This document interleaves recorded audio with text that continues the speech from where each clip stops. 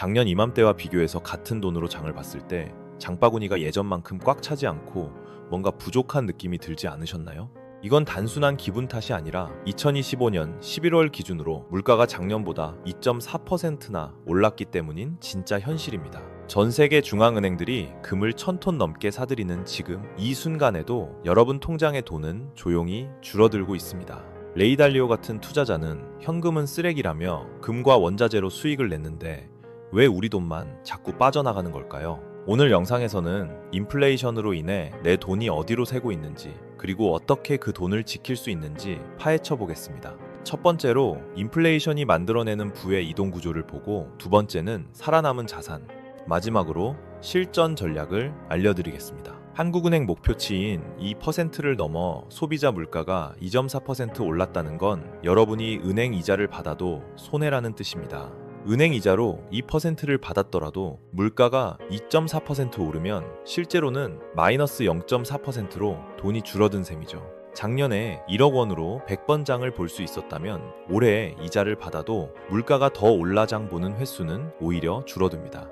이것이 바로 구매력 손실인데, 마치 수영장 바닥에 구멍이 뚫려 매년 물이 조금씩 새어나가는 것과 똑같습니다. 여러분이 월급이나 이자로 물을 채우는 속도보다 물가가 올라서 빠져나가는 속도가 더 빠르면 결국 가난해질 수밖에 없습니다. 충격적인 건 수영장에서 빠져나간 물이 사라지는 게 아니라 부동산이나 주식을 산 사람, 그리고 빚을 진 사람에게 흘러갑니다.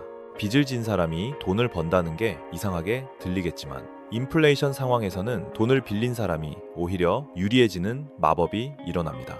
1990년 강남 아파트가 1억 원일 때 성실하게 저축만 한 사람은 10년 뒤 집값이 3억 원이 되어 좌절했습니다. 반면 용기를 내서 자기 돈 3천만 원에 은행 빚 7천만 원을 더해 집을 산 사람은 10년 뒤 완전히 다른 결과를 맞이했죠. 10년 뒤 아파트 가격은 3억 원으로 올랐지만 갚아야 할 빚은 여전히 7천만 원 그대로 고정되어 있었기 때문입니다. 결국 빚을 내서 자산을 산 사람은 내 돈 3천만 원으로 순자산 2억 3천만 원을 만들어 자산을 8배나 불렸습니다. 은행에 돈을 맡긴 채권자는 손해를 보고, 은행에서 돈을 빌려 자산을 산 채무자는 인플레이션 덕분에 부자가 된 것입니다. 인플레이션은 갚아야 할 돈의 무게를 가볍게 만들어 채무자의 주머니를 채워주고 돈을 빌려준 사람의 가치를 떨어뜨립니다. 이 원리를 이해한 사람들은 부자가 되었고, 이해하지 못한 사람들은 평생 열심히 일만 하면서도 가난에서 벗어나지 못했습니다. 하지만 명심해야 할 점은 빚은 반드시 가치가 오르는 자산을 사는 데에만 써야 한다는 것입니다. 만약 빚을 내서 외제차를 사거나 해외여행을 가는 데 쓴다면 그건 망하는 지름길로 가는 것입니다. 인플레이션은 채권자의 주머니를 털어 채무자의 주머니를 채워주는 첫 번째 부의 이동을 만들어냅니다. 두 번째 부의 이동은 더 교묘한데, 18세기 프랑스 경제학자 리처드 캔틸론이 발견한 원리입니다. 그는 새로 찍어낸 돈이 사회의 모든 사람에게 동시에 도착하지 않는다는 사실을 발견했습니다. 상상해보세요. 동네 축제에서 구청장이 주민들에게 10만 원짜리 쿠폰을 뿌리겠다고 선언했습니다. 그런데 이 쿠폰을 구청장 친구들이 축제가 시작되기 전날 저녁에 가장 먼저 몰래 받았습니다. 그들은 다음날 축제가 시작되자마자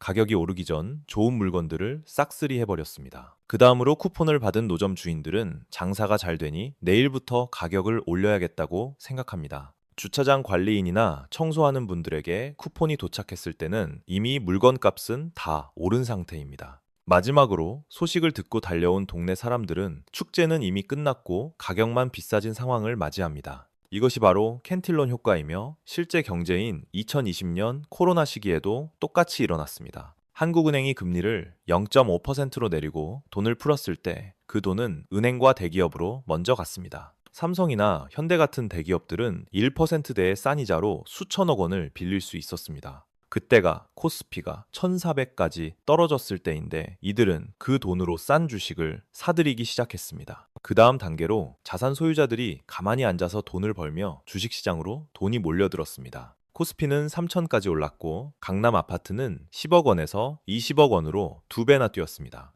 이미 자산을 가지고 있던 사람들은 아무것도 하지 않았는데 자산 가치가 2배가 된 것입니다. 반면 월급쟁이들에게는 돈이 가장 마지막에 도착했는데 연봉은 겨우 3% 올랐을 뿐입니다. 월급이 3% 오르는 동안 집값은 100% 올라버려 저축을 해도 집은 더 멀어졌습니다. 돈은 권력이 있는 곳에서 시작해 자산이 있는 곳을 거쳐 마지막에 노동자에게 도달하는 구조로 흐릅니다. 더 무서운 사실은 이것이 불법이거나 누군가의 잘못이 아니라 시스템 자체가 원래 그렇게 설계되었다는 점입니다. 세 번째 부의 이동도 있는데 여기서 가장 큰 빚쟁이는 바로 국가라는 사실을 꼭 아셔야 합니다. 한국 정부의 국가 채무는 GDP의 54%로 나라가 번 돈의 절반 이상을 빚지고 있는 상황입니다. 정부가 이 빚을 갚으려고 세금을 올리면 국민들이 반발하고 선거에서 떨어뜨리니 다른 방법을 씁니다. 바로 인플레이션을 이용하는 것인데 아주 조용히 아무도 모르게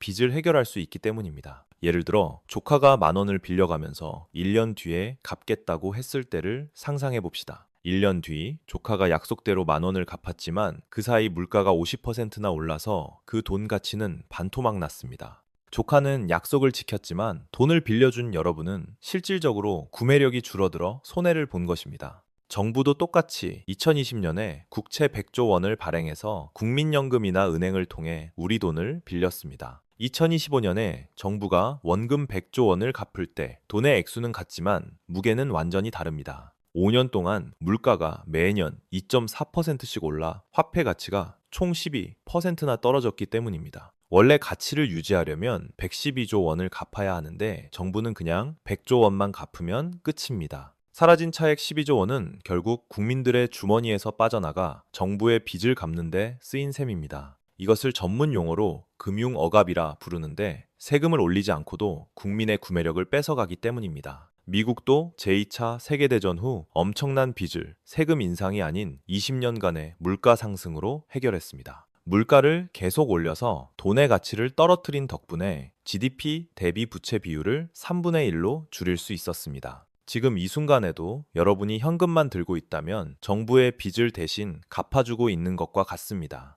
인플레이션은 채권자에서 채무자로, 노동자에서 자산가로, 그리고 국민에게서 정부로 부를 이동시킵니다. 이 흐름을 모르면 손해를 보지만 이해하고 행동하면 우리는 이득을 보는 쪽에 설 수 있습니다. 채권자가 아닌 채무자가 되고 노동자에서 자산가로 변신해 정부가 찍어낼 수 없는 부동산이나 금 같은 실물 자산을 사야 합니다. 역사가 답을 주고 있는데 1970년대 오일 쇼크와 살인적인 물가 상승기에도 살아남은 자산이 무엇인지 확인해 봅시다. 당시 금은 연평균 실질 수익률 9점이 퍼센트를 기록했고 원자재는 무려 586%나 폭등하며 가치를 지켰습니다. 반면 안전하다고 믿었던 현금과 채권을 꽉 쥐고 있던 사람들은 마이너스 수익률을 기록하며 자산이 녹아내렸습니다. 투자의 귀재 워런 버핏은 가격을 올려도 고객이 떠나지 않는 강력한 가격 결정력을 가진 기업에 투자하라고 했습니다. 애플처럼 아이폰 가격을 올려도 사람들이 줄을 서서 사는 기업만이 인플레이션 시기에 원가 상승을 버틸 수 있습니다. 레이 달리오 역시 현금은 쓰레기라고 직설적으로 말하며 주식과 금, 그리고 원자재를 섞은 포트폴리오를 제안했습니다. 하지만 빚이라고 다 좋은 건 아닌데 변동금리 대출은 금리가 튈 때 언제든 이자 폭탄이 될 수 있어 피해야 합니다. 변동금리로 3억 원을 빌렸는데 금리가 3%에서 5%로 뛰면 1년 이자가 1,500만 원으로 급증합니다.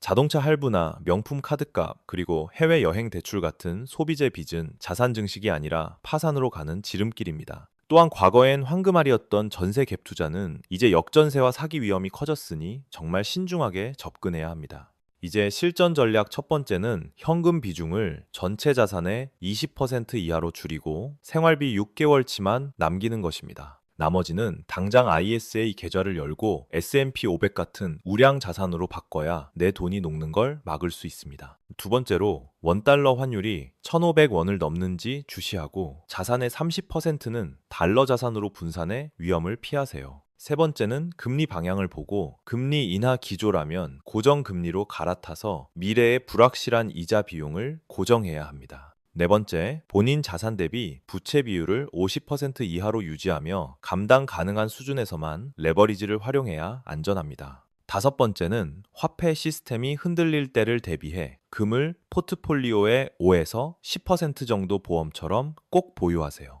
여섯 번째는 세금을 아껴주는 IS의 이 계좌 한도를 꽉 채워 배당주나 해외 ETF를 운용하는 지혜가 필요합니다. 인플레이션은 준비된 사람에게는 기회가 되지만 아무것도 모르는 사람에게는 재앙이 되는 아주 불공평한 게임입니다. 2026년은 더 치열해질 것이며 현금에서 실물로 자산이 이동하는 흐름에 올라타야만 살아남을 수 있습니다. 지금 당장 통장을 열어보세요. 현금이 쌓여 있다면 그 돈은 녹아내리고 있으니 오늘부터 당장 자산으로 바꿔야 합니다. 만약 여러분에게 갑자기 1,000만 원이 생긴다면 이 돈을 어떻게 불려보시겠습니까? 일단 삼성전자부터 사놓고 남은 돈은 안전하게 적금에 넣어두면 되겠지라고 생각하시나요? 이건 위험한 생각입니다. 삼성전자는 불과 몇 달 만에 88,000원에서 49,000원으로 44% 폭락했습니다. 그렇다고 은행 적금에 넣자니 1,000만 원을 1년 맡겨도 이자가 30만 원이라 커피값도 안 나옵니다. 도대체 어떻게 해야 할지 막막하다면 세계 최대 헤지펀드 브리지워터의 레이 달리오 포트폴리오가 정답입니다. 그는 1200조 원을 운용하며 40년간 단 4번만 손실을 냈고 연평균 10% 이상의 수익을 냈습니다. 투자의 핵심은 계란을 한 바구니에 담지 않는 것인데 레이 달리오는 이를 431이 공식으로 만들었습니다. 431이 공식이란 주식 40%, 채권 30%, 금 10%, 현금 20%로 나누는 것입니다. 주식이 폭락할 때 채권이 버티고 인플레이션엔 금이 방어하며 급할 땐 현금을 쓰는 완벽한 구조입니다.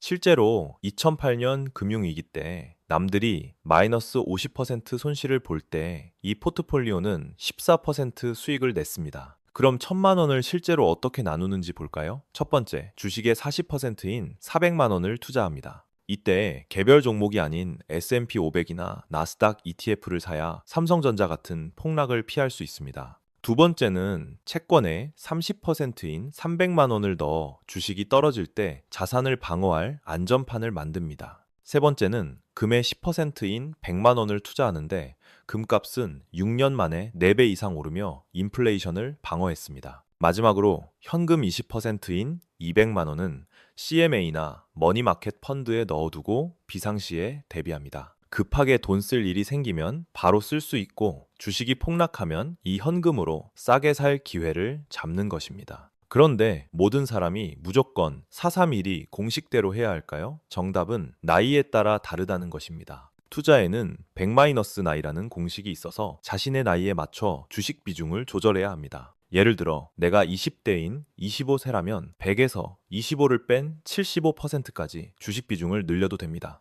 30대인 35세라면 주식 65%, 채권 20%, 금 5%, 현금 10%로 조금 더 안정적으로 배분합니다. 40대, 45, 세는 주식 55%, 채권 30%로 낮추고 50대, 55세는 주식 45%, 채권 40%로 조정합니다. 은퇴가 가까워질수록 변동성이 큰 주식 비중을 줄이고 안전한 채권 비중을 늘려 평생 모은 자산을 지켜야 합니다. 이렇게 포트폴리오를 짰다고 끝나는 것이 아니라 분기마다 한 번씩 비율을 다시 맞추는 리밸런싱을 해주는 것이 핵심입니다. 예를 들어 처음에 주식 400만 원, 채권 300만 원으로 시작했는데 석 달 뒤 주식이 올라 500만 원이 되었다고 칩시다. 다른 자산은 그대로인데 주식만 올라 총 자산이 1,100만 원이 되면 주식 비중이 원래 목표치보다 커지게 됩니다. 이때 기분 좋다고 그냥 두는 것이 아니라 늘어난 주식을 팔아 비율이 줄어든 다른 자산을 사야 합니다.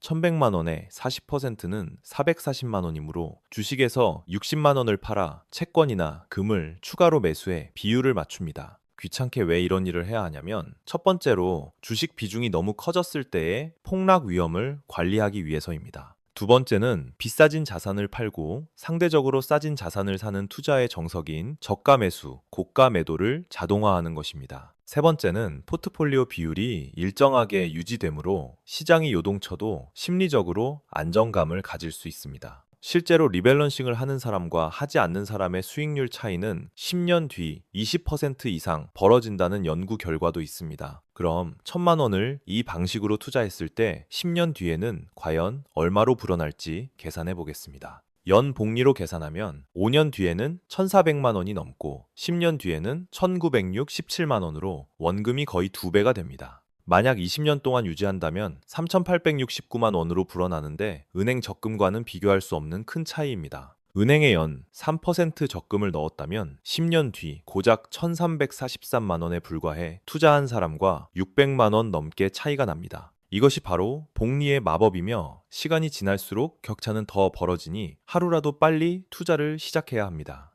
여기서 주의할 점은 포트폴리오 투자를 할 때 절대 해서는 안 되는 세 가지 금기 사항이 있다는 것입니다. 첫째, 개별 종목 투자는 절대 금물인데 삼성전자도 반토막이 날 수 있으니 무조건 시장 전체를 사는 ETF로 하세요. 둘째, 레버리지 ETF는 2배로 벌 수 있다는 유혹이 있지만 반대로 2배로 잃을 수도 있어 절대 하면 안 됩니다. 셋째, 단타 매매는 오늘 오를 것 같다는 감으로 하는 도박과 같으니 절대 하지 말고 분기에 한번 리밸런싱만 하세요. 이제 실제로 따라할 수 있는 7단계 방법을 알려드릴 테니 지금 바로 시작하거나 저장해 두고 나중에 꼭 해보세요. 1단계는 증권 계좌 개설인데 토스나 카카오페이, 키움증권 등 여러분이 편한 곳 어디든 상관없습니다. 이 단계는 총 투자금 정하기인데 꼭 1,000만 원이 아니어도 좋으니 3년 이상 안 써도 되는 여유 자금으로 정하세요. 3단계 비율 정하기는 기본적으로 주식 40채권, 30, 금십, 현금 20으로 하되 나이에 맞춰 조금씩 조절합니다.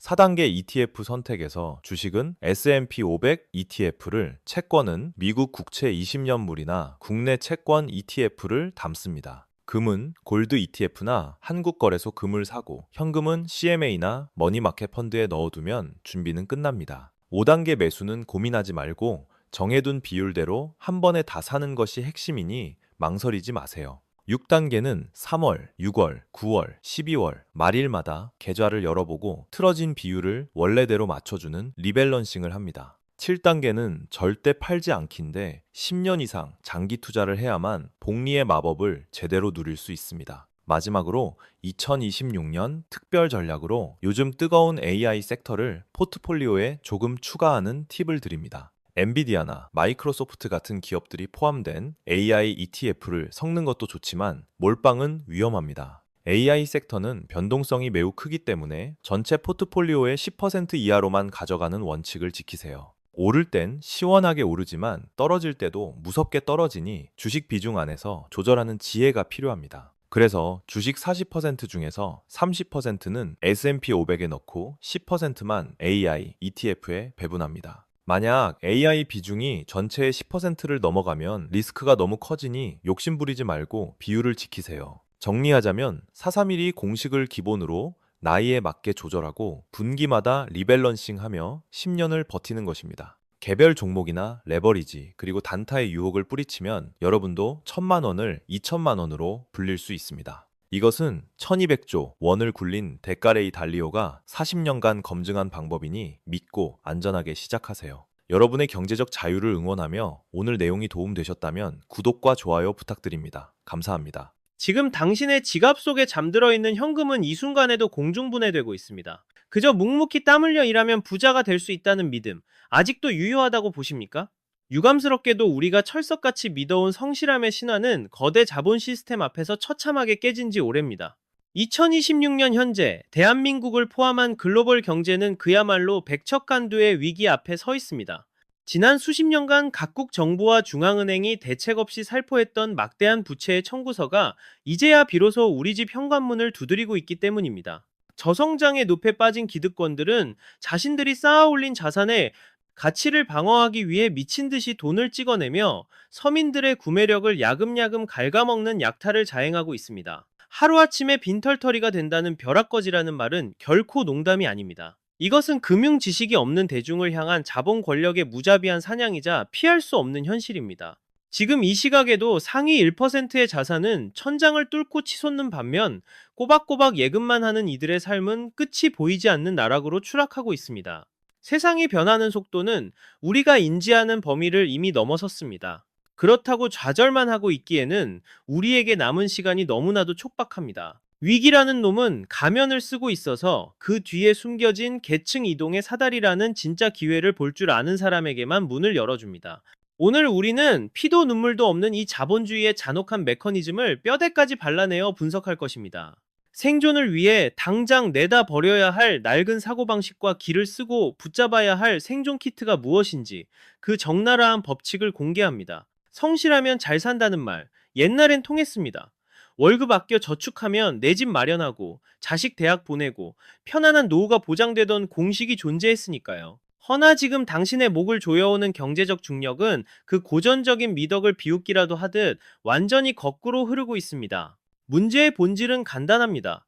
우리가 노동의 신성함에 매몰되어 있을 때 자본은 화폐의 가치를 쓰레기로 만들고 있었다는 사실입니다. 대한민국이 고속 성장하던 시절에는 경제라는 파이가 커지면서 콩고물이라도 골고루 떨어졌습니다. 경제 성장률이 10%에 육박하던 그때는 은행에 돈만 넣어둬도 이자가 붙어 자산이 불어나는 마법이 가능했죠. 하지만 지금은 저성장이 고착화되면서 누군가의 몫을 뺏어오지 않으면 내가 죽는 제로섬 게임의 시대로 변질되었습니다. 한국은행이나 미국 연준이 윤전기를 돌려 돈을 찍어낼 때 그 따끈한 돈이 서민들의 주머니로 먼저 들어오는 일은 죽었다 깨어나도 없습니다.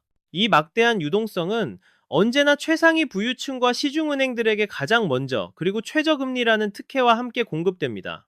돈줄을 선점한 그들은 이 헐값의 자본을 무기로 강남 노른자 땅과 우량주를 싹쓸이하며 자산 가격을 안드로메다로 보내버립니다. 2025년과 2026년 서울 부동산 시장에서 벌어진 그 기이한 현상을 똑똑히 기억하십니까? 거래 자체는 얼어붙었는데 강남의 초고가 아파트만 신고가를 갈아치우며 천정부지로 솟구치는 그 광경을 말입니다. 집의 가치가 올라간 게 아닙니다. 돈이 휴지 조각이 되어가는 속도를 자산 가격이 반영하고 있는 일종의 화폐 착시 현상일 뿐입니다.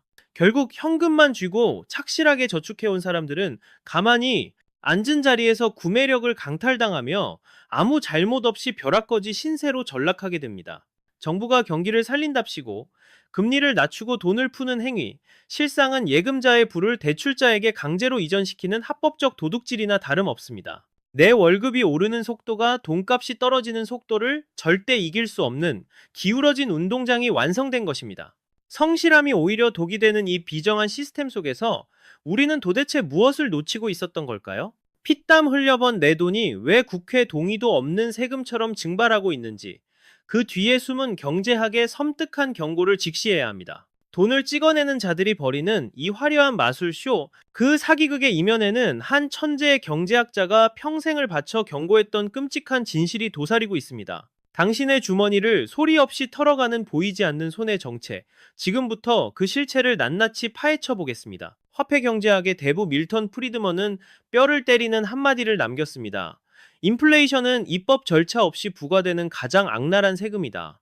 우리가 내는 소득세나 재산세는 국회에서 법을 만들고 국민 눈치라도 보는 복잡한 절차를 거칩니다. 하지만 인플레이션이라는 놈은 태생부터 다릅니다. 정치인들과 중앙은행이 자신들의 정책 실패를 덮으려 돈을 마구잡이로 찍어내는 순간 당신 지갑 속 돈의 가치는 실시간으로 삭제당하기 시작합니다. 프리드먼의 준칙이라는 게 있죠. 중앙은행은 딱 경제가 성장하는 만큼만 돈을 풀어야 한다는 일종의 철칙입니다. 실물 경제가 커지는 속도에 맞춰 화폐를 공급해야 물가가 미쳐 날뛰지 않고 경제가 건강하게 돌아가기 때문입니다. 허나 2026년 현재 전 세계 어디를 둘러봐도 이 기본 원칙을 지키는 나라는 단 한 곳도 없습니다. 공장의 기계는 멈춰서는데 시중에 풀린 돈만 기하급수적으로 늘어나는 이 기형적인 상황이 무한 반복되고 있습니다. 이게 얼마나 위험한 도박인지는 이웃나라 일본의 사례만 봐도 명확해집니다. 일본은 잃어버린 30년이라는 긴 어둠을 뚫고 나오려 천문학적인 돈을 쏟아부었지만 결과는 어땠습니까? 경제의 활력은 되살아나지 않고 나랏빛만 눈덩이처럼 불어나 결국 미래 세대가 갚아야 할 빚더미만 잔뜩 쌓아놓는 비극을 초래했습니다. 지금 세계 경제가 마주한 현실은 과거 일본이 겪은 잃어버린 30년 따위와는 비교도 안 될 만큼 거대하고 파괴적인 재앙의 서막입니다. 정부는 복지 확충이니 경기 부양이니 하는 달콤한 포장지로 국민의 눈을 가린 채 나라 곳간을 미친 듯이 헐어쓰고 있습니다. 내 주머니에서 세금을 더 걷겠다고 하면 당장이라도 들고 일어날 테니 그들은 돈의 가치를 쓰레기로 만들어버리는 가장 비열하고 은밀한 약탈 방식을 택한 겁니다. 당신이 뼈 빠지게 일해서 모은 피 같은 돈 1억 원이 있다고 칩시다. 세월이 흘러 그 돈의 구매력이 반토막 났다면 그건 정부가 당신 지갑에서 소리 소문 없이 5천만 원을 훔쳐간 것과 똑같습니다. 이게 바로 자본주의가 중산층의 발목에 족쇄를 채우고 평생 일만 하게 만드는 가장 악랄한 메커니즘입니다. 진짜 비극은 이 보이지 않는 세금이 가진 것 없는 사람들의 숨통을 가장 먼저 조여온다는 사실입니다. 자산 하나 없이 월급과 현금만 쥐고 있는 서민들은 인플레이션이라는 거대한 파도가 덮칠 때 아무런 방패막이 없이 휩쓸려 나갑니다. 반대로 빚을 잔뜩 져서 실물을 사둔 기득권들은 돈값이 똥값이 될수록 갚아야 할 빚이 녹아내리는 기이한 축복을 누리게 되죠. 하지만 이 위험천만한 폭탄 돌리기 쇼도 이제 막장 드라마의 끝을 향해 달려가고 있습니다. 우리 아이들에게 떠넘기려 했던 그 어마어마한 빚더미가 이제는 더 이상 미룰 수 없는 폭발 카운트다운에 들어갔기 때문입니다. 2026년 전 세계를 공포로 몰아넣을 신용 붕괴의 쓰나미 앞에서 마지막으로 폭탄을 쥐고 있는 범인이 누구인지 우리는 똑똑히 목격해야 합니다. 정치인들의 권력욕과 금융가의 탐욕이 뒤엉켜 만들어낸 이 시한폭탄, 과연 그 초침은 언제 멈추게 될까요? 이제 파국은 예정된 미래입니다. 이건 단순한 통계 숫자의 문제가 아닙니다. 우리 모두의 목을 조여오는 올가미입니다. 국가 부채가 국내 총생산 대비 100%를 넘는 게 당연해진 뉴노멀 시대. 전 세계가 빚더미 위에 앉아 있지만 누구 하나 이 쓰레기를 어떻게 치울지 대답하지 못하고 있습니다. 2026년 현재 미국의 국가 부채는 이미 국내 총생산 대비 120%를 돌파했고 프랑스 또한 115%라는 경악스러운 수치를 찍었습니다. 예전 같으면 나라가 망한다고 난리가 났을 이 숫자들이 이제는 원래 그런 거 아니냐며 무감각하게 받아들여지는 세상이 온 겁니다. 그러나 세상에 공짜는 절대 없습니다. 표 좀 얻어보겠다고 흥청망청 써댄 나랏돈은 결국 살인적인 금리라는 부메랑이 되어 우리의 뒤통수를 치고 있습니다. 여기서 정말 골 때리는 현상이 벌어집니다. 중앙은행이 금리를 내린다고 발표를 해도 시장의 진짜 금리는 요지부동이거나 오히려 튀어오르는 겁니다. 빚 돌려막기를 하려고 국채를 미친 듯이 찍어내니 시장의 채권이 똥값으로 굴러다니고 결국 금리가 천정부지로 치솟는 거죠. 이건 시장이 너희 나라 신용 못 믿겠다며 정부에게 보내는 최후의 경고장이나 다름없습니다. 폭탄 돌리기 게임은 이제 진짜 마지막 라운드에 접어들었습니다. 트럼프를 포함한 각국 리더들은 자기 임기 때 터지는 꼴을 안 보려고 풍선의 바람을 더 빵빵하게 불어넣는 도박을 하고 있습니다. 세금은 깎아주고 돈은 더 풀겠다며 당장의 지지율에만 목을 매지만 이건 미래 세대의 고열을 빨아 오늘 하루를 연명하는 파렴치한 짓거리입니다. 버블의 법칙은 간단합니다. 터지기 전까진 계속 커진다는 겁니다. 풍선을 안 터지게 하려고 계속 불어대면 결국 터질 때 그 충격은 상상을 초월한다는 걸 우리는 역사를 통해 뼈저리게 배웠습니다. 현금을 쥔 자는 돈가치 하락에 피눈물 흘리고 영끌에서 자산을 산 자는 고금리 이자에 짓눌려 압사당하는 도망칠 곳 없는 지옥도가 바로 2026년의 현실입니다. 과연 우리는 이 질척이는 부채의 늪에서 탈출할 수 있을까요? 모두가 빚의 무게에 짓눌려 신음할 때 이 암울한 판을 뒤집어 엎을 거대한 기술적 지각 변동이 시작되고 있습니다. 단순한 트렌드가 아니라 인류의 생산성 공식을 송두리째 바꿔버릴 인공지능, AI 열풍이 바로 그 주인공입니다. 과연 AI는 침몰하는 자본주의호의 구명정이 되어줄 수 있을까요? 아니면 우리를 더 깊은 수렁으로 끌고 들어갈 또 다른 투기판의 시작일까요? 그 화려한 겉모습 뒤에 숨겨진 냉혹한 돈의 법칙을 지금 까발려 드리겠습니다. AI 혁명이 세상을 뒤집고 있다지만 개미 투자자들은 아직도 지나간 버스 뒤에서 손을 흔들고 있습니다. 엔비디아가 보여주는 숫자에만 홀려 진짜 돈줄기가 어디로 흘러가고 있는지는 까맣게 모르고 있는 겁니다. 기술 발전에는 엄연히 순서가 있고 각 막이 오를 때마다 스포트라이트를 받는 주인공은 무조건 바뀝니다. 1막은 인프라 전쟁이었습니다.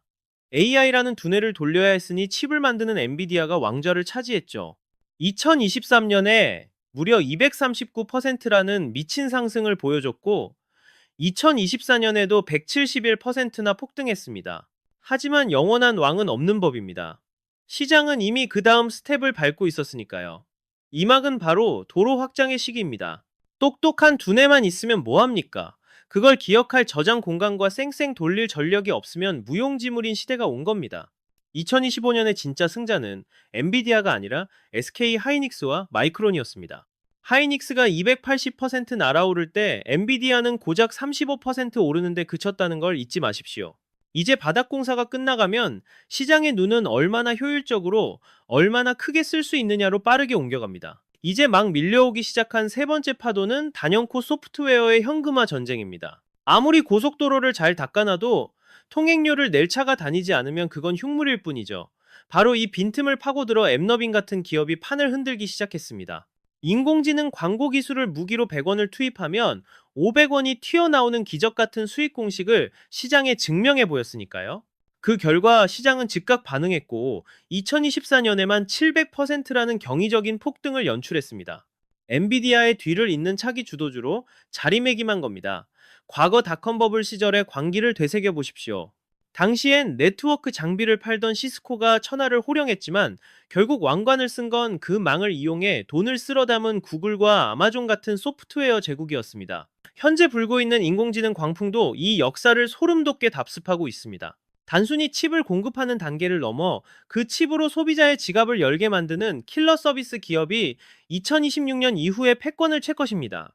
광고 시장에서 엠너빈이 신호탄을 쏘아 올렸듯 이제는 의료나 에너지 효율화 혹은 교육 시장에서 막대한 이익을 창출하는 기업들이 줄지어 등장할 차례입니다. 너도 나도 아는 종목에 뒤늦게 뛰어드는 건 폭탄 돌리기 게임의 마지막 주자가 되겠다는 자살행위나 다름없습니다. 우리는 인공지능 먹이사슬의 이동 경로를 냉철하게 추적하며 다음 대장주가 지나갈 길목을 선점하고 매복해야 합니다.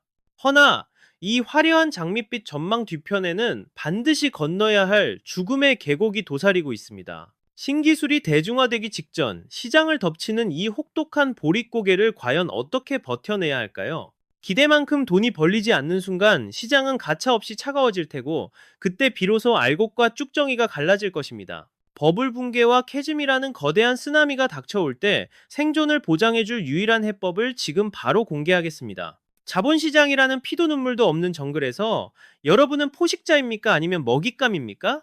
이 질문에 즉답하지 못한다면 당신은 이미 노련한 설계자들의 타겟이 되었을 가능성이 농후합니다. 자본주의란 본디 공포에 질린 자의 돈을 담대함을 가진 자의 주머니로 옮기는 잔혹한 메커니즘이기 때문이죠. 우리는 종종 벼락거지가 될까 두려워 허겁지겁 묻지마 투자에 나서곤 합니다.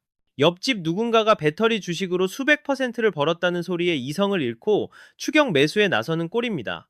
하지만 명심하십시오. 당신이 막차를 탄 그 시점은 이미 누군가가 씨를 뿌리고 수확까지 마친 뒤 남은 찌꺼기에 불과합니다. 지난 배터리 열풍 때를 복기해 보십시오. 차트가 천정부지로 치솟던 꼭대기에서 환호성을 지르던 이들은 사실 물량을 떠넘길 호구를 찾던 세력들이었습니다. 개미들이 열광하며 불나방처럼 뛰어들 때 그들은 유유히 현금을 챙겨 떠났고 남은 자들은 끝없는 추락을 온몸으로 견뎌야 했습니다. 이것이 바로 자본시장을 지배하는 가장 원초적이고 냉혹한 먹이사슬의 법칙입니다. 남들이 유망하다고 입을 모으는 섹터를 기웃거리는 순간 당신의 계좌는 이미 파란불이 켜진 것이나 마찬가지입니다. 시장을 이기는 진짜 고수들은 대중의 발길이 닿지 않는 어둡고 조용한 곳에서 묵묵히 기회를 낚아챘습니다.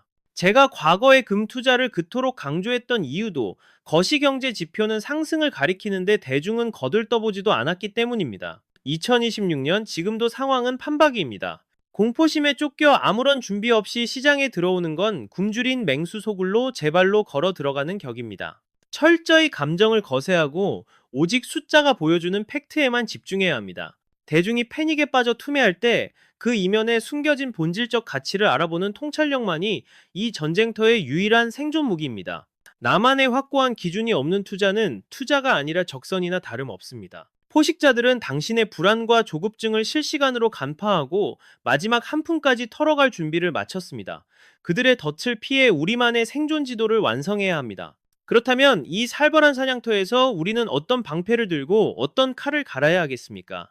단순히 운에 맡기는 도박이 아니라 어떤 폭풍 후에도 무너지지 않는 철옹성 같은 자산 배분 전략을 짤 때입니다. 시간이 흐를수록 내 편이 되는 자산과 내 적이 되는 자산의 결정적 차이를 낱낱이 파헤쳐 드리겠습니다. 현금만 쥐고 있는 건 자살행위나 다름없는 시대가 되었습니다.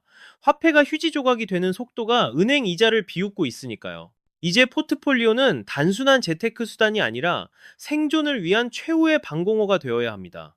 가장 먼저 눈여겨봐야 할 것은 바로 희소성 자산입니다. 금과 비트코인은 정부의 통제나 화폐 발행 남발로부터 자유로운 유일한 피난처로 자리 잡았습니다. 정부가 빚을 돌려막기 위해 윤전기를 돌릴수록 이들의 가치는 필연적으로 우상향할 수밖에 없습니다. 허나 희소성 하나만 믿어선 곤란합니다. 부를 끊임없이 생산해내는 자산과의 균형이 필수적인데 여기서 많은 분들이 치명적인 헛발질을 합니다. 저금리 시절의 추억에 잠겨 과도한 빚을 내 부동산에 몰빵하는 철진한 전략을 답습하는 것이죠. 강남 불패 신화가 아무리 경고해도 결국 원화라는 우물 안개구리 자산이라는 치명적 약점을 간과해서는 안 됩니다. 금리가 요지 부동인 2026년의 고금리 전장터에서 감당 못할 빚을 지는 건 스스로 시한폭탄을 안고 불 속으로 뛰어드는 격입니다. 진짜 선수들은 극단적인 양극화 포지션, 즉 바벨 전략으로 승부수를 띄웁니다. 한 손에는 금처럼 절대 무너지지 않는 방패를 들고 다른 손에는 인공지능 같은 폭발적인 성장 엔진을 장착하는 겁니다. 이도 저도 아닌 어중간한 위치에 있는 자산들은 거센 변동성의 쓰나미가 덮칠 때 가장 먼저 수장될 운명입니다. 시간을 내 편으로 만드는 공식은 심플합니다. 내 자본 체력이 허락하는 범위 내에서 복리라는 눈덩이가 굴러가도록 세팅하고 인내하는 것입니다. 세계 1등 시장인 나스닥도 5년마다 20%씩 폭락했지만 공포를 견뎌낸 자들에게는 계좌가 폭발하는 기적을 선물했습니다. 시장이 피를 흘릴 때 오히려 더 공격적으로 헐값이 된 우량 자산을 쓸어 담을 수 있는 현금 총알을 준비하는 것이야말로 승자의 조건입니다. 이제 결단해야 합니다. 이자의 굴레에 갇혀 평생 허덕이는 소장농이 될 것인가, 아니면 흐르는 시간을 자산 증식의 도구로 부리는 자본가가 될 것인가. 2026년이라는 거대한 분기점에서 우리가 당장 실천해야 할 최후의 행동 강령은 무엇일까요? 인생 2막을 노리는 40대와 이제 막 사회라는 정글에 들어선 20, 30대 모두를 위한 인생 역전 플랜을 공개합니다. 이 마지막 퍼즐을 맞추는 사람만이 부의 초격차를 넘어 진정한 경제적 자유를 거머쥘 수 있습니다. 사회 초년생들과 재기를 꿈꾸는 40대 분들에게 지금의 경제 상황은 넘을 수 없는 통곡의 벽처럼 보일 겁니다. 자산 가치는 천정부지로 솟았고 내 월급 명세서로는 평생 따라잡을 수 없다는 패배감이 뼛속까지 스며듭니다. 허나 여기서 주저앉으면 당신의 삶은 그저 기득권의 배만 불려주는 연료로 소모되다 끝날 뿐입니다. 20, 30대 청년들에게 피를 토하는 심정으로 조언합니다. 저금리 시절의 추억에 젖어 영혼까지 끌어모아 대출받는 행위는 이제 자살골이나 다름없습니다. 고금리가 뉴노멀이 된 세상에서는 남의 돈이 아니라 내순 자산을 얼마나 똑똑하게 생산적인 곳에 심느냐가 승패를 가릅니다. 강남 아파트만이 정답이라는 낡은 고정관념을 깨부수고 전 세계인의 돈을 빨아들일 인공지능 생태계의 심장부를 겨냥하십시오. 40대 이상에게는 더욱 차가운 이성이 요구됩니다. 지난 실패를 단번에 만회하려는 조급함은 당신을 지옥 같은 투기판으로 유인할 겁니다. 40대가 가진 최고의 무기는 산전수전 겪으며 쌓아온 직관과 통찰입니다. 허황된 대박을 쫓기보다 내 자산을 철통같이 방어하며 확실한 승기가 보일 때 과감하게 승부수를 던지는 노련함이 필요합니다. 절대 시간을 적으로 돌리지 마십시오. 나스닥이 4, 5년 주기로 20%씩 곤두박질 칠 때 대중은 패닉에 빠져 손절했지만 그 시간을 버티고 물량을 늘린 사람만이 부의 추월차선에 탔습니다. 폭탄 돌리기의 희생양이 되지 않으려면 남들이 보지 못하는 이면의 진실을 파고들고 스스로를 끊임없이 단련해야 합니다. 기회는 불평등하게 찾아올지 몰라도 그 결과는 오로지 당신의 선택과 행동에 달려 있습니다. 돈의 맥을 짚는 안목을 키우고 시대의 파도에 유연하게 올라탄다면 2026년은 당신 인생 최고의 터닝포인트가 될 것입니다. 오늘 우리는 자본주의의 비정한 메커니즘과 그 속에서 살아남기 위한 생존 코드를 함께 해부해 보았습니다. 화폐가 휴지 조각이 되고 국가 부채가 터져나가는 이 혼란은 준비 없는 자에게는 재앙이지만 깨어있는 자에게는 다시 없을 축복입니다. 변화의 소용돌이에 매몰될 것인지 아니면 그 소용돌이를 타고 신대륙으로 나아갈 것인지는 전적으로 당신의 의지에 달렸습니다. 제가 강조한 4가지 원칙과 거시경제의 큰 흐름을 뼈에 새기십시오. 단순히 지식을 쌓는 게 아니라 세상을 해석하는 프레임 자체를 바꾸는 것이 부의 추월 차선으로 가는 입장권입니다. 막연한 두려움 때문에 남들의 먹잇감이 되지 말고 냉철한 판단으로 당신만의 부의 지도를 그려나가시길 응원합니다. 2026년은 그 어느 때보다 혹독하면서도 찬란한 기회의 장이 될 것입니다. 지식 한방 채널은 앞으로도 여러분의 든든한 나침반이 되겠습니다. 우리는 함께 치열하게 고민하고 학습하며 이 양극화의 시대를 보란듯이 뚫고 나갈 것입니다. 긴 영상 끝까지 함께 해주신 구독자 여러분께 깊은 감사를 드립니다. 오늘의 이야기가 여러분의 가슴에 작은 불씨가 되어 거대한 성공의 화염으로 타오르길 기원합니다. 더 날카롭고 깊이 있는 분석으로 다시 찾아오겠습니다. 시청해주셔서 감사합니다. 본 영상의 내용은 투자에 대한 참고사항일 뿐이며 모든 투자의 최종 결정과 그에 따른 책임은 투자자 본인에게 귀속됨을 명심해 주시기 바랍니다. 권력의 무상함이란 실로 잔인하리만큼 비정합니다. 구름 위를 걷던 화려한 궁전은 신기루처럼 흩어졌고 독재자에게 남은 것은 차디찬 쇠창살 뿐입니다. 수천만 국민의 생사여탈권을 쥐고 흔들던 니콜라스 마두로가 미국 뉴욕의 악명 높은 교정시설 바닥을 딛는 그 순간 전 세계는 말로는 형언할 수 없는 거대한 충격에 휩싸였습니다. 수갑에 두 손이 묶인 채 좁고 어두운 구치소 복도를 지나며 그가 내뱉은 첫 마디를 기억하십니까? 편안한 밤 보내시오. 그리고 새해 복 많이 받으시오. 실로 기가 막힌 한마디였습니다. 자신의 조국을 생지옥으로 추락시키고 수백만 명의 국민을 난민으로 내몬 장본인이 자유를 뺏기는 그 절체절명의 순간에 건넨 이 기괴하고도 엽기적인 인사는 도대체 어떤 심리를 반영하는 것일까요? 이것은 단순히 판단력을 상실한 노인의 헛소리로 치부할 수 없습니다. 그 이면에는 독재자 특유의 지독한 오만함과 현실을 철저히 부정하려는 비틀린 심리가 벨리를 틀고 있습니다. 오늘 우리가 주목해야 할 것은 한 독재자의 몰락 그 자체가 아닙니다. 무상복지라는 달콤한 사탕발림과 포퓰리즘이라는 맹독이 어떻게 국가 경제의 허리를 끊어놓고 결국 그 최고 권력자를 차가운 감옥으로 끌고 들어갔는지 그 섬뜩한 인과응보의 메커니즘을 뼈저리게 분석해야 합니다. 현재 베네수엘라 거리에서 국민들이 성조기를 흔들며 환호하는 광경은 결코 먼 나라의 이야기가 아닙니다. 튼튼하다고 믿었던 우리의 경제와 정치 시스템 또한 한순간의 방심으로 모래성처럼 무너질 수 있다는 서늘한 경고를 마두로의 저 처량한 뒷모습에서 반드시 읽어내야 합니다. 한때 남미의 보석이라 칭송받던 부유한 국가가 어째서 쓰레기 더미를 뒤져 끼니를 해결하는 처참한 지경에 이르렀는지, 그리고 우리는 그 파멸에 궤도에서 과연 안전한 거리에 있는지, 지금부터 그 불편하지만 마주해야 할 진실을 낱낱이 파헤쳐 보겠습니다. 인간의 교만은 끝을 모른다고 했습니다. 특히 권력의 정점에서 추락한 독재자의 경우는 더욱 그렇습니다.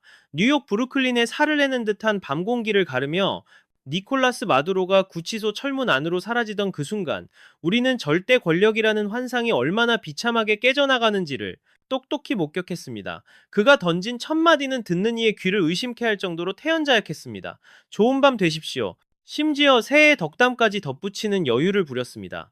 마치 7성급 호텔 로비를 지나 체크인하는 VIP 투숙객처럼 그는 자신을 연행하는 연방 요원들에게 능청스러운 인사를 건넸습니다. 이것은 결코 대인배의 풍모가 아닙니다. 자신의 처절한 실패를 인정하기 싫은 병적인 자기의 마지막 발악일 뿐입니다.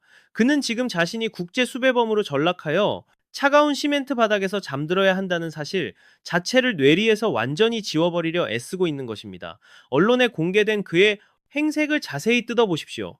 헐렁한 검은색 후드티와 트레이닝 바지, 그리고 양말조차 갖춰 신지 못한 채 끌고 나온 샌들, 차림입니다.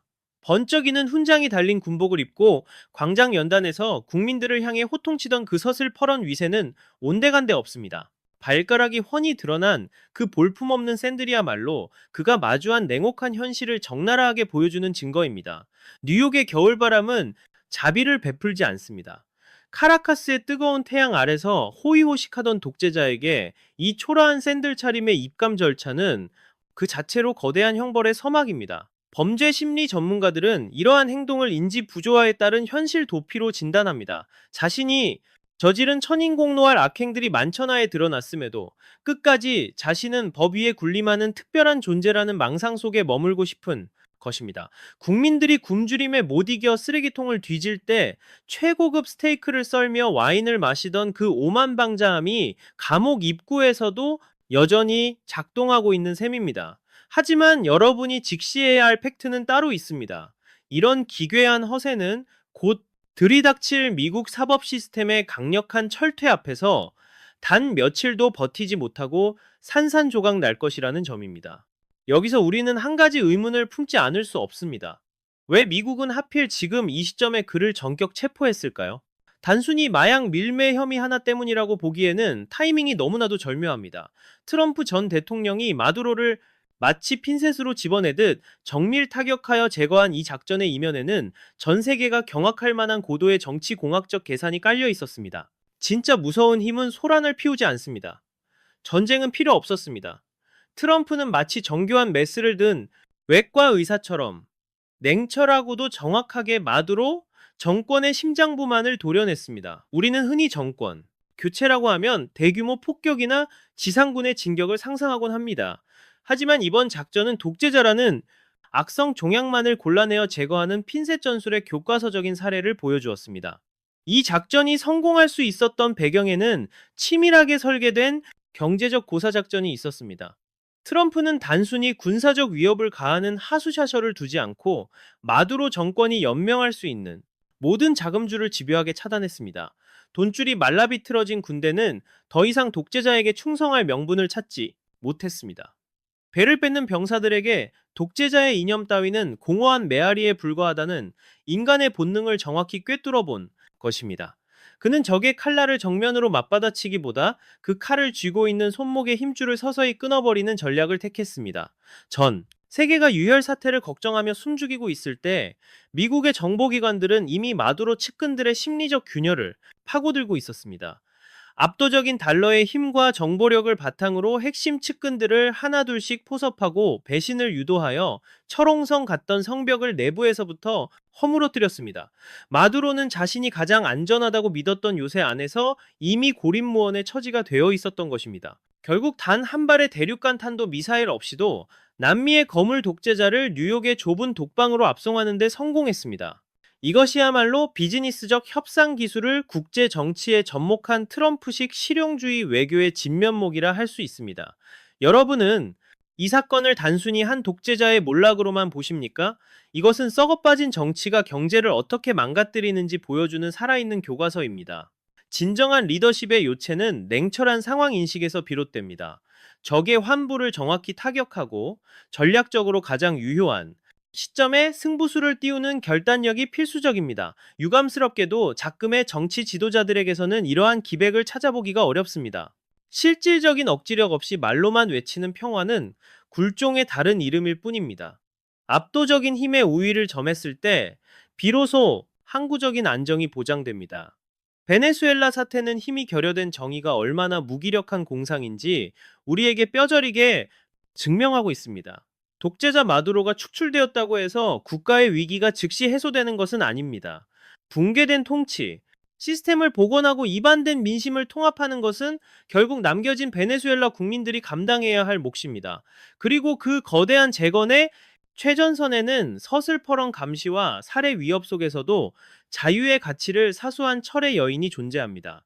과연 그녀는 어떤 신념으로 무장했기에 독재 권력이 가장 기피하는 정적이 되었으며 노벨 평화상이라는 영예까지 거머쥐게 되었을까요? 권위는 총칼로 만들어지는 것이 아닙니다. 대중의 마음 깊은 곳에서 우러나오는 자발적인 지지와 신뢰만이 통치력의 원천입니다.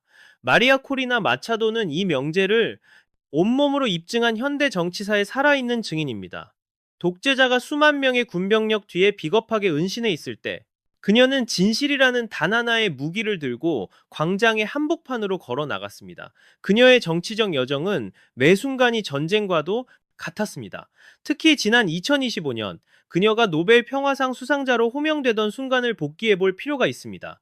자국민을 철창에 가두고 일거수일투족을 감시하던 마두로 정권의 포위망을 뚫기 위해 그녀는 변장까지 감수하며 첩보 작전을 방불케 하는 탈출을 감행해야 했습니다. 세계 최고의 상을 받으러 가는 길조차 목숨을 담보해야 했던 비극적인 상황은 역설적으로 베네수엘라 전체가 하나의 거대한 감옥이었음을 전 세계에 고발하는 계기가 되었습니다. 마차도는 왜 망명을 선택하지 않았을까요? 대다수 유력 정치인들이 안전한 해외로 도피해 성명서나 발표할 때 그녀는 끝까지 카라카스의 현장을 사수했습니다. 지도자가 떠나는 순간 남겨진 국민들이 느낄 패배감과 절망의 깊이를 누구보다 잘 알고 있었기 때문입니다. 그녀가 보여준 결기와 희생은 흩어졌던 베네수엘라의 중산층과 빈민층을 하나로 묶는 강력한 사회적 접착제가 되었습니다. 도망치지 않는 리더를 보유한 국민은 결코 패배하지 않는다는 역설을 행동으로 보여준 것입니다. 이제 그녀는 단순한 야권의 구심점을 넘어 새로운 베네수엘라를 지탱하는 도덕적 기둥으로 자리 잡았습니다. 마두로가 뉴욕 연방구치소의 차가운 독방에 수감되어 있을 때 마차도는 국가 재건을 위한 청사진을 치밀하게 설계하고 있습니다. 그녀의 메시지에는 사적인 복수심 대신 무너진 조국을 다시 일으켜 세우겠다는 강철 같은 의지와 미래 비전이 담겨 있습니다. 이것이 바로 가짜 권력과 정통성 있는 권위의 결정적인 차이입니다. 그러나 주권을 되찾는 것과 국가 시스템을 정상 가동하는 것은 별개의 난제입니다. 마차도가 최근 발표한 긴급 성명에는 전 세계를 긴장시킬 만큼 구체적이고 단호한 국정 운영 지침들이 포함되어 있었습니다. 군 지휘부를 향한 최후 통첩과 해외에 체류 중인 수백만 교민을 향한 소집령은 과연 베네수엘라를 다시금 기회의 땅으로 되돌릴 수 있을까요? 자유는 공짜로 주어지는 시혜물이 아닙니다. 그것은 피 튀기는 전략과 확고한 결단 끝에 쟁취해내는 전리품입니다. 마차도의 긴급 성명은 단순한 정치적 수사를 넘어 국가의 뼈대를 다시 맞추기 위한 정교한 수술집도 계획서와 같습니다. 그녀가 가장 먼저 메스를 댄 곳은 군의 지휘 체계입니다. 성명의 핵심은 베네수엘라 국군이 더 이상 범죄자 마두로가 아닌 합법적 선거로 선출된 에드먼드 곤잘레스 우르티아 대통령을 군 통수권자로 섬겨야 한다는 명령입니다. 군대가 독재자의 사병 집단에서 국가와 국민을 수호하는 본연의 위치로 복귀하라는 이 호소는 혼란에 빠진 군부 세력에게 명확한 판단 기준을 제시했습니다. 헌법적 정당성을 가진 정부에 충성할 것인가, 아니면 몰락한 독재자와 함께 역사의 죄인으로 기록될 것인가를 묻고 있는 것입니다. 그녀의 시야는 국내를 넘어 국경 밖까지 확장되었습니다. 전 세계 각지에 흩어진 수백만 명의 베네수엘라 난민들에게 각 체류국의 정부를 설득하고 새로운 국가 건설을 지원할 민간 외교관이 되어달라고 주문했습니다. 과거 아르헨티나가 포퓰리즘의 늪에서 탈출하기 위해 뼈를 깎는 구조조정을 감내하며 국제사회의 신뢰를 회복하려 했듯 베네수엘라 역시 철저한 대외 공조와 내부 결속을 동시에 추진하고 있습니다. 이는 단순히 정권 교체를 넘어 다시는 이러한 국정농단이 재발하지 않도록 법치와 민주주의의 기틀을 근본부터 다시 세우겠다는 강력한 의지입니다. 우리는 이 지점에서 국가의 존립 이유를 다시금 상기하게 됩니다. 지도자의 명확한 비전과 가이드라인이 부재하다면 승리의 기쁨은 곧바로 무정부 상태의 대혼란으로 변질될 수 있습니다. 마차도는 정권 붕괴 이후 발생할 수 있는 권력에 공백을 철저히 계산했고, 이를 메우기 위해 국민 각자가 수행해야 할 구체적인 미션까지 부여했습니다. 이것이야말로 준비된 국정 운영 능력이자 우리가 그토록 갈망하던 책임 정치의 전형일 것입니다. 그러나 벅찬 희망의 이면에는 여전히 엄중한 현실적 과제들이 도사리고 있습니다. 과연 겉보기엔 그럴싸한 평화의 단면일 수도 있겠습니다. 허나 끓어오르는 낙관론의 그림자 속엔 미처 청산하지 못한 비정한 난제가 여전히 시퍼렇게 살아 숨쉬고 있습니다.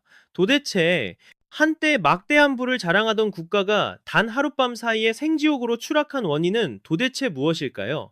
베네수엘라를 파멸로 이끈 것은 외부의 침략이 아니라 중산층의 뼈와 살을 서서히 녹여버린 달콤한 포퓰리즘 독배였습니다. 검은 황금이라 칭송받던 석유가 오히려 국가의 목을 조르는 저주가 될 수 있다는 사실 상상이 되십니까? 세계 1위의 원유 매장량을 깔고 앉았음에도 그 천문학적인 자금은 국민의 삶 대신 독재 정권의 배만 불렸습니다. 국가의 기둥을 썩게 만든 그 부패한 자본은 남미의 보석 같던 나라를 처참하게 망가뜨렸습니다. 우리는 왜 이토록 부유했던 나라가 전 세계 빈민국의 대명사가 되었는지 냉철하게 분석해야만 합니다. 비극의 서막은 차베스와 마두로가 주도한 망국적인 표장사, 즉 무차별적 포퓰리즘이었습니다. 미래를 위해 비축해야 할 국부를 당장의 지지율을 위해 선심성 현금 살포에 모조리 탕진해버린 것입니다. 공짜 점심에 중독된 사회에서 근로의욕은 사라졌고, 기업들은 정부의 숨막히는 규제를 피해 탈출했습니다. 2024년 현재 베네수엘라의 물가는 계산기를 두드리는 것이 무의미할 정도로 폭등했습니다. 중산층이라 자부하던 사람들은 이제 쓰레기통을 뒤져 하루 한 끼를 해결해야 하는 절박한 신세입니다. 곳간을 털어 퍼주던 화폐는 휴지 조각만도 못하게 되었고, 국가 시스템은 뇌사 상태에 빠졌습니다. 이것은 강 건너 불구경이 아닙니다. 경제 원칙을 무시한 정치가 어떤 파국을 맞는지 보여주는 생생한 교과서입니다. 지금 대한민국의 현실도 살얼음판입니다. 눈덩이처럼 불어나는 국가 부채와 퍼주기식 복지 논쟁을 직시하십시오. 베네수엘라가 무너질 때 그곳의 중산층도 설마 우리가 망하겠어? 라며 안일하게 생각했습니다. 하지만 경제가 임계점을 넘는 순간 평생 일군 자산이 연기처럼 사라지는 건 찰나였습니다. 마두로의 체포에 환호하기에 앞서 우리 사회의 허리가 무너지고 있지는 않은지 뼈를 깎는 성찰이 필요합니다. 선진국 문턱에서 나락으로 떨어지는 건 순식간이지만 파괴된 경제 생태계를 복구하는 데는 수백 년이 걸릴지 모릅니다. 한편 뉴욕의 차가운 철창 속에 갇힌 마두로에게는 상상 이상의 가혹한 현실이 기다리고 있습니다. 그가 수감된 곳은 단순한 교도소가 아니라 인간으로서의 존엄이 철저히 짓밟히는 지옥의 현관입니다. 권력의 정점에 섰던 자들이 모든 것을 잃고 비참하게 추락하는 곳, 바로 권력의 무덤입니다. 뉴욕 브루클린의 악명 높은 메트로폴리탄 구치소 MDC는 한때 세상을 호령하던 거물들의 종착역입니다. 아동 성범죄자 제프리 스스타인의 공범부터 힙합 거물 디디 콤스, 온두라스 전 대통령까지 이곳을 거쳤습니다. 이곳은 결코 안락한 휴식처가 아닙니다. 오히려 그 반대입니다. 쥐가 들끓고 폭력이 난무하는 곳입니다. 열악하기 짝이 없는 환경과 숨통을 조여오는 공포는 수감자들의 멘탈을 가루로 만들어버리기로 유명합니다. 마두로는 이제 그 더러운 시멘트 바닥에서 자신의 죄악을 뼈저리게 곱씹게 될 것입니다. 대통령 궁에서 누리던 초호화 생활은 이제 기억조차 나지 않는 먼 과거가 되었습니다. 샌들과 후드티 차림으로 입소한 그는 이제 국가 원수가 아닌 번호표 달린 일개 중범죄자일 뿐입니다. 미국의 사법 시스템은 피도 눈물도 없습니다. 지위 고하를 막론하고 죄 지은 자를 갈아넣는 거대한 믹서기 같습니다. 그 냉혹한 기계 안에서 마두로는 자신이 얼마나 하찮은 존재인지 처절하게 깨닫게 될 것입니다. 한 인간의 자존감이 바닥까지 떨어지는 과정을 상상해 보셨습니까? 이곳이 바로 그런 현장입니다. MDC의 비좁은 독방에 갇힌 마두로는 이제 화장실 가는 것조차 허락을 받아야 하는 처지입니다. 화려한 군복 대신 죄수복을 입고 개밥 같은 배급식을 먹으며 국민들이 겪은 굶주림을 몸소 체험하게 될 것입니다. 그를 호위하던 친위대도 아부하던 간신들도 없는 차가운 벽 안에서 그는 철저히 혼자입니다. 오직 자신이 저지른 범죄의 무게만이 그를 짓누를 것입니다. 이것이야말로 독재자들이 가장 공포스러워하는 최후입니다. 정의의 심판은 이렇게 잔인하고도 확실하게 찾아옵니다. 일각에선 그의 여유로운 표정을 거론하기도 합니다. 하지만 진짜 지옥은 이제부터입니다. 세상과 단절된 채 법정에 끌려나가는 치욕만이 남았습니다. 호송차에 짐짝처럼 실려다니는 굴욕적인 일상이 반복될 때 그의 오만함은 서서히 붕괴될 것입니다. 뉴욕타임스 보도처럼 구치소 밖에서 베네수엘라 국기를 흔들며 환호하는 군중의 함성을 들어보십시오. 자신이 사랑한다고 기만했던 국민들이 자신의 파멸을 축제처럼 즐기는 모습은 그에게 가장 끔찍한 형벌입니다. 이것이야말로 역사상 최악의 독재자가 받아든 비참하고도 초라한 성적표가 아니겠습니까? 그런데 여기서 주목할 점이 있습니다. 베네수엘라의 몰락 소식에 한국 인터넷 여론이 들끓고 있다는 사실입니다. 이것을 단순한 해외 토픽으로 넘기지 못하고 공포와 분노를 느끼는 사람들이 늘어나고 있습니다. 사람들은 왜 마두로의 몰락을 보며 대한민국의 특정 정치인들을 오버랩시키는 걸까요? 대중들이 느끼는 이 소름 끼치는 기시감, 과연 그 실체는 무엇이며 우리는 무엇을 경계해야 할까요? 이제 우리는 다가올 미래의 민낯을 직시해야 할 시점에 섰습니다. 지구 반대편에서 들려오는 파열음이 왜 남의 일 같지 않을까요? 마두로의 체포 소식이 전해지자마자 대한민국의 온라인 젠자지가 판에서 닿습니다. 여론이 용광로처럼 끓어오르는 현상은 결코 가볍게 넘길 일이 아닙니다. 뉴스 댓글창마다 특정 인물들을 호명하며 너의 미래도 다르지 않다고 경고하는 목소리들은 단순한 악플이 아니라 우리 사회 깊숙이 자리 잡은 공포의 발로입니다. 우리는 베네수엘라가 무너져 내리는 과정에서 소름 돋는 기시감을 느끼고 있습니다. 달콤한 무상 복지로 표심을 매수하고 국고를 바닥내는 그 뻔한 포퓰리즘의 공식이 우리 눈앞에서도 어른거리고 있기 때문입니다. 설마 하는 사이에 베네수엘라의 중산층이 증발했듯 우리 또한 법치가 유린당하고 경제 논리가 정치공학에 짓밟히는 현실을 보며 본능적인 위협을 감지하는 것입니다. 법의 심판대 위에 서지 않으려 사법부를 형해화하고 맹목적인 지지층을 앞세워 광장 정치를 일삼는 행태는 동서고금의 독재자들이 권력 연장을 지지층을 위에 써먹던 낡은 레퍼토리입니다. 그러나 마두로의 몰락은 아무리 견고해 보이는 성체도 법과 진실, 앞에서는 모래성일 뿐이라는 엄중한 교훈을 증명했습니다. 깨어있는 우리 시민들이 이번 사태의 촉각을 곤두세우는 건 한 독재자의 비극적 결말을 즐기기 위함이 아닙니다. 우리 조국이 저들이 걸어간 멸망의 길을 따라가지 않기를 바라는 절박한 호소이자 경고입니다. 현금을 살포해 권력을 사는 정치가 득세하면 개인의 재산권은 휴지 조각이 되고 국가의 앞날은 암흑천지가 된다는 사실을 마두로의 뒷모습이 웅변하고 있습니다. 이제 주사위는 우리에게 던져졌습니다. 권력을 사유화하고 법을 흉기로 쓰던 자들의 최후를 목격했다면 이제 우리 주변에서 벌어지는 일들을 더욱 매서운 눈초리로 감시해야 합니다. 저들이 피를 흘려 되찾은 자유가 우리에게는 그저 주어진 공기가 되어서는 안 됩니다. 민주주의의 탈을 쓰고 시스템을 갉아먹는 선동가들을 가려내는 해안만이 우리를 파국에서 구원할 방패입니다. 이 긴 터널의 끝에서 우리는 하나의 진리와 마주합니다. 나라를 일으키는 데는 수십 년의 피와 땀이 요구되지만 그것을 결단내는 데는 단 한 명의 그릇된 리더와 맹신도들만 있으면 충분하다는 것입니다. 과연 베네수엘라는 마차도의 바람처럼 다시 영광을 되찾을 수 있을까요?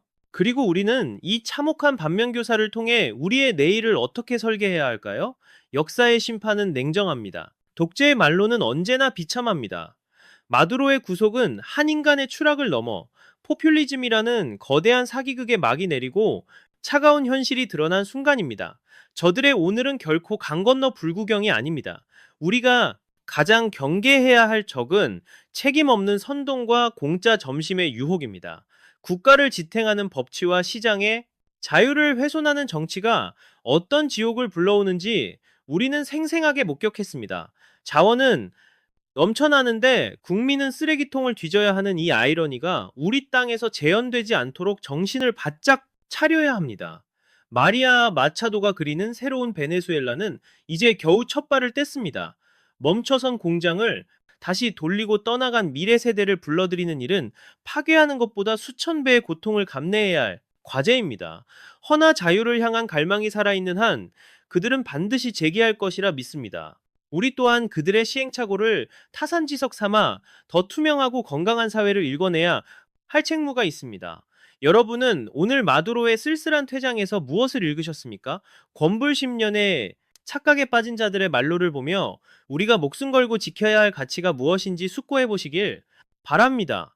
정직한 땀방울이 대접받고 만인에게 법이 공평하게 적용되는 나라를 만드는 열쇠는 결국 여러분의 냉철한 판단과 행동에 있습니다. 이 영상은 국제정세에 대한 객관적 팩트와 분석을 토대로 만들어졌습니다. 특정 진영이나 인물을 비방하려는 의도가 아님을 분명히 말씀드립니다. 다만 역사가 보여준 뼈아픈 실수를 되풀이하지 말고 우리의 미래를 더 안전하게 지키자는 충정 어린 제언입니다. 베네수엘라의 해방이 진정한 평화와 재건으로 이어지길 간절히 응원합니다. 대한민국 또한 갈등과 반목을 넘어 상식과 원칙이 바로 서는 품격 있는 사회로 나아가길 소망합니다. 긴 시간 저의 이야기에 귀 기울여 주시고 함께 고민해 주신 여러분께 깊은 감사를 드립니다.